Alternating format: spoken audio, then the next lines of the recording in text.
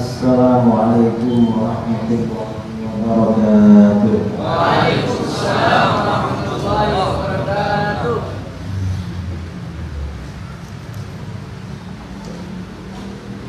Bismillahirrahmanirrahim. Alhamdulillahi rabbil alamin. Lahul hamdu wa lahul fadlu wa lahul ni'matu wa lahul thana'ul hasan. أشهد أن لا إله إلا الله وحده لا شريك له وأشهد أن سيدنا محمدا عبده ورسوله اللهم صل وسلم على سيدنا محمد مفتاح باب رحمة الله عدد ما في علم الله صلاة وسلاما دائمين بدوام ملك الله وعلى آله وصحبه أجمعين أما بعد. Yang saya muliakan dan saya hormati para habaib, para alim, para tuan guru, para kiai, para asatidz, wa nakhusu bil dzikri, terutama sahibul majlis Habib Hasan bin Idrus Al-Habsyi, satunya Habib Idrus bin Habib Al-Habsyi, yang pernah nik Idrus Ramli Al-Jawi. Ada hanya juga cuma Jawi. Kemudian para asatidz, para kiai, sahabat kami Kiai Ma'ruf Azim, dan para jamaah yang hadir dalam rutinan Majlisul Itsnain yang saya banggakan dan saya cintai. Alhamdulillah, untuk pertama kali saya bisa bersilaturahmi kepada saudara-saudara di Kota Palu. Biasanya dari dulu cuma lewat dari atas ke Manado. Sekarang bisa singgah di Kota Palu dan bertemu dengan para habaib yang namanya memang Habib Idrus, ada yang nama aslinya, ada yang nama orang tuanya. Saya sendiri dikasih nama Idrus tafakur kepada para habaib yang ada Idrusnya. Barangkali dapat barokah dari beliau. Amin. Amin. Kemudian yang ingin saya sampaikan pada malam ini, tausiah yang ingin saya sampaikan, saya merasa senang sekali. Pertama kali merasa senang dengan majelis-majelis yang diadakan oleh banyak murid-murid Al-Mukarram wal-Muhtaram, guru kita semua yang mulia, guru mulia Habib Umar bin Muhammad bin Habib. Di mana-mana saya juga banyak berjumpa dengan beliau. Di Indonesia murid-murid beliau memang agung majelis. Dan majelis-majelis seperti ini sangat penting. Mengapa sangat penting? Kita ini kalau tidak jarang berkumpul dengan orang alim, lalu ulama kita menyampaikan tausiah keagamaan, pada zaman seperti sekarang ini sangat bahaya. Mengapa bahaya? Dalam hadis riwayat Imam Ibnu Majah, Rasulullah SAW bersabda, "Satakunu fitanun kaqita'il lailil mudlim." Akan terjadi banyak fitnah-fitnah, terjadi banyak ujian-ujian, terjadi banyak godaan-godaan, banyak gangguan-gangguan. Yang dimaksud fitnah, ujian, godaan ini maksudnya ujian apa? Ujian agama. Ujian, godaan yang menyebabkan agama kita rusak, akidah kita rusak, akhlak kita rusak. Kemudian hubungan kita dengan saudara kita juga rusak, ibadah kita rusak, ibadah kita menjadi rusak. Kaqita'il lailil mudlim. Dan fitnah-fitnah itu bagaikan potongan-potongan malam yang gelap. Mengapa dikatakan bagaikan potongan-potongan malam yang gelap? Karena membingungkan. Gelap terang, gelap terang. Ini katanya tidak benar, tapi yang menyampaikan Pak Ustadz. Ini katanya ajaran sesat, tapi yang menyampaikan kok guru. Ini katanya tidak benar, tapi yang menyampaikan katanya Habib. Nah, akibat dari fitnah-fitnah ini, yumsir rajulu mu'minan wa yusbihu kafiran. sore hari seseorang masih mukmin, besok paginya sudah menjadi kafir. Para ulama ketika menafsirkan hadis ini dalam kitab-kitab syarah Muslim, syarah Mishkatul Masabih, syarah Qiyamul Shaghir, dan kitab-kitab yang lain, maksudnya orang cepat berubah. Orang itu cepat mengalami perubahan. Ini contoh dulu di Kota Palu pada masa guru tua, ya umat Islam pada masa guru tua dan setelahnya mayoritas umat Islam Ahlus Sunnah wal Jamaah. Di dalam fikih mazhabnya Syafi'i, akidahnya Asy'ari, orang-orangnya Sufi. Tiba-tiba waktu berjalan sudah meninggalkan ajaran Ahlus Sunnah, mengikuti ajaran-ajaran sesat. Ada yang ikut Wahabi, ada ikut Syiah, ada ikut liberal, dan ajaran-ajaran yang lain. Mengapa? Ya akibat fitnah-fitnah ini. Fitnah-fitnah ini disebarkan, dan yang menyebarkan bukan orang yang tidak menggoda, tetapi orang yang bisa menggoda. Mengapa bisa menggoda? Dia mungkin potongannya ustaz. Mengapa ustaz? Pernah belajar di negeri Arab, pandai berbahasa Arab. Atau mungkin kadang-kadang dia tuan guru, kadang-kadang juga hafiz. Kadang-kadang. Ya karena seperti itu akhirnya masyarakat bingung, tidak punya pegangan, terpengaruh ikut mereka. Kemudian di dalam hadis tersebut ada orang-orang yang selamat. Siapa yang selamat? Illa man ahyahullahu bil ilmi. Kecuali orang-orang yang dihidupkan oleh Allah dengan ilmu agama. Maksudnya bagaimana? Orang ini tidak berhenti belajar ilmu agama. Jadi tetap belajar. Karenanya menghadiri majelis-majelis ilmu seperti ini sangat penting. Memang para habaib, para asatid di Jawa juga banyak ya. Sebelum pengajian biasanya diajarkan sholawat. Ada rebana, ada ini. Mengapa? Menarik orang untuk datang ke hati. Karena kalau ada sholawat, ada rebananya, kita ini kan sedikit ada hiburan, ada fushah, ada perasaan senang. Jadi tidak bingung, tidak semangat, tidak apa. Kemudian setelah itu ilmu disampaikan. Ketika ilmu ini disampaikan, ini penting. Mengapa?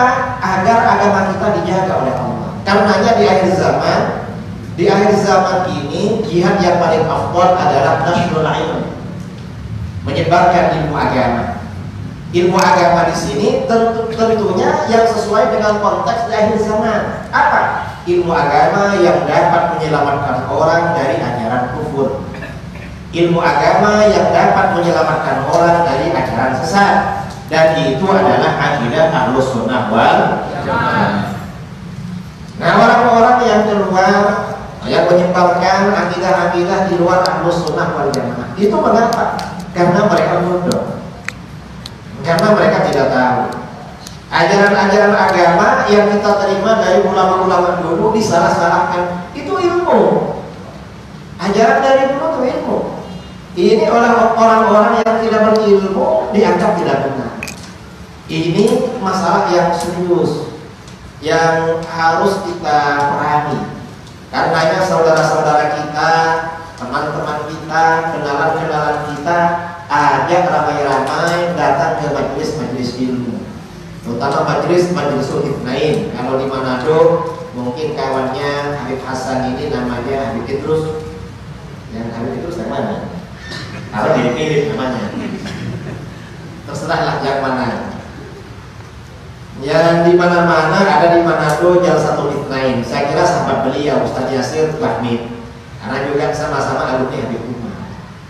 Nah, ini salah satu contoh. Saya tidak lama-lama ya, karena ini sudah agak malam dan mungkin adik-adik saudara-saudara ingin segera kemana saya tidak tahu. Ini masih bisa lanjut? Masih. Oke, kalau begitu bisa ya? Ada apa kan? 1 jam. Oke, kalau begitu ya 1 jam. Nah, ini dari dulu umat Islam di Indonesia, sejak masa Guru Tua, sejak masa Wali Songo, sejak masa-masa para ulama Nusantara menyebarkan Islam kepada bangsa kita, bahwa agama yang tersebar diamalkan oleh bangsa kita ini adalah Islam, ajaran Islam Ahlus Sunnah wal Sekarang ini ada kelompok-kelompok Wahabi. Apa kata mereka? Ini bukan Ahlus Sunnah wal Jamaah. Bukan. Kita itu dianggap ajaran sesat, ajaran bid'ah. Lu kok bisa? Gak bisa. Lalu mereka minta dalil. Kok semuanya dimintakan dalil? Gak perlu didalilkan, ini cukup jelas. Kalau ajaran yang kita ikuti sejak leluhur kita yang Ahlus Sunnah wal Jamaah, gak perlu dalil. Kalau didalilkannya, ya cuma karena zaman sekarang ini orang kalau nggak disampaikan dalil itu kadang tidak mantap. Akhirnya para ulama perlu menyampaikan dalil-dalil. Sebenarnya walaupun tanpa dalil kita sudah mantap, cuma kadang-kadang kita sudah lupa. Kadang-kadang seperti itu. Ada orang kadang telepon pada saya, benar ini dia terus. Ya gak tahu ya, sampai ya katanya dia terus. Ya kalau begitu ya benar. Apa buktinya bahwa Anda kiai terus? Ya gak bisa membuktikan. Ya sudah, kalau Anda gak percaya, tutup telepon. Telepon orang lain. Karena kadang-kadang begitu. Sama dengan Ahlus Sunnah wal Jamaah minta dalil. Kalau orang minta dalil Ahlus Sunnah, minta berapa dalilnya? Sangat banyak.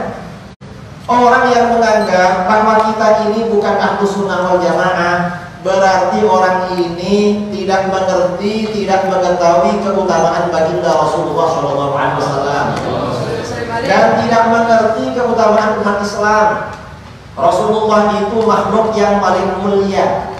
Karena Rasulullah ini makhluk yang paling mulia, maka kitab sucinya Al-Quran juga kitab suci yang paling sempurna.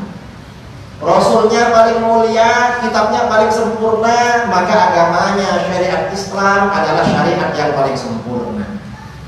Karena syariat Islam ini paling sempurna, maka syariat Islam ini wajib diamalkan.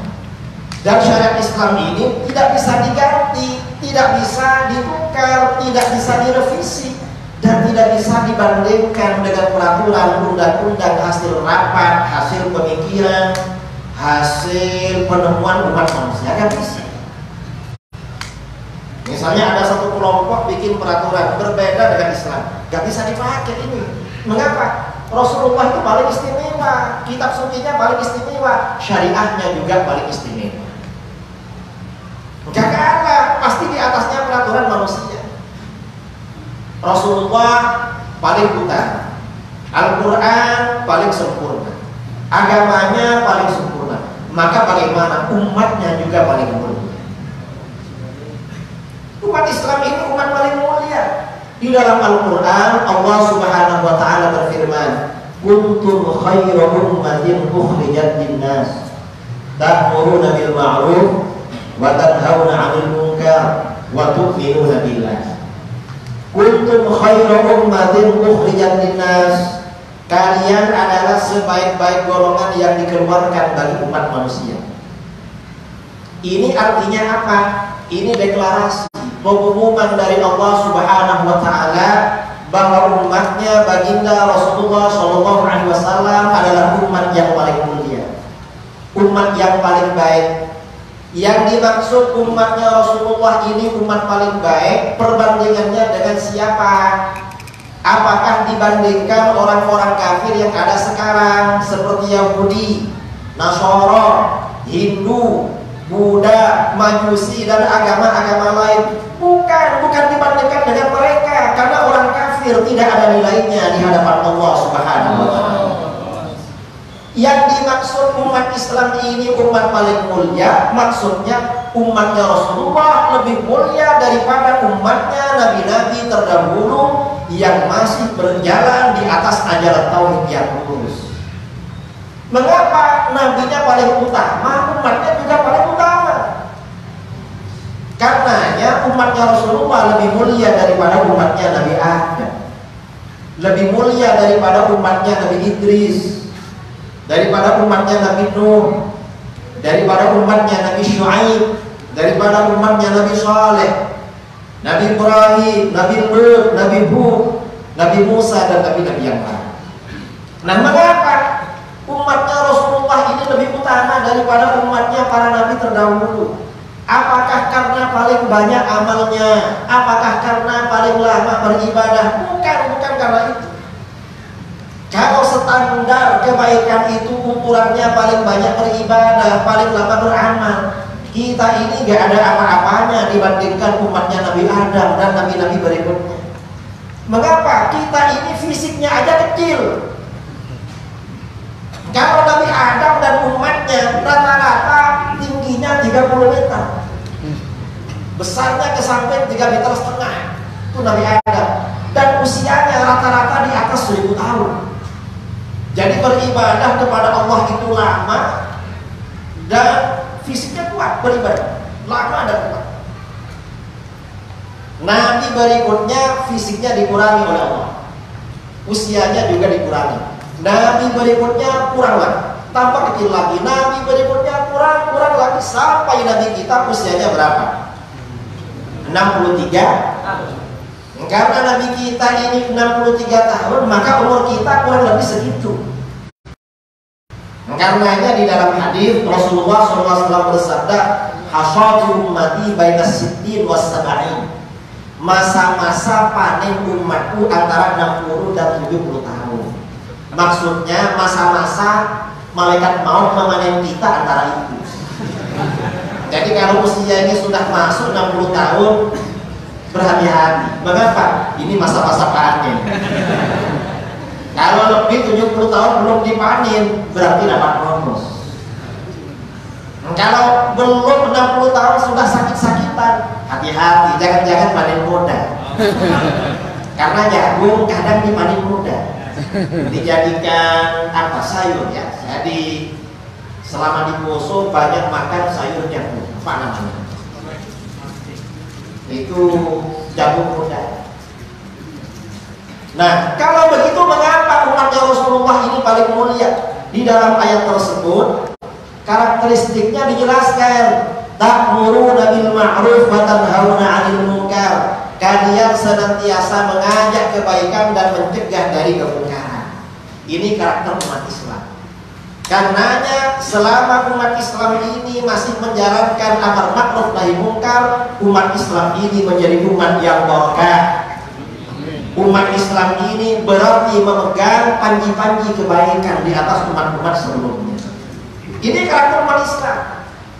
Dimanapun umat Islam itu kumpul, pasti ada amar ma'ruf nahi munkar. Ada yang ngajak bikin majelis, ada yang ngajak ceramah, ada yang bikin TPQ, ada yang macam-macam lah kebaikan. Dan ada yang ngajak nahi munkar dimanapun.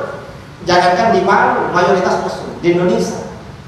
Kadang-kadang saudara kita umat Islam kerja ke Hong Kong, kerja ke Korea, kerja ke Jepang, kerja ke Inggris, ke negara-negara yang mayoritas kafir bermuslim.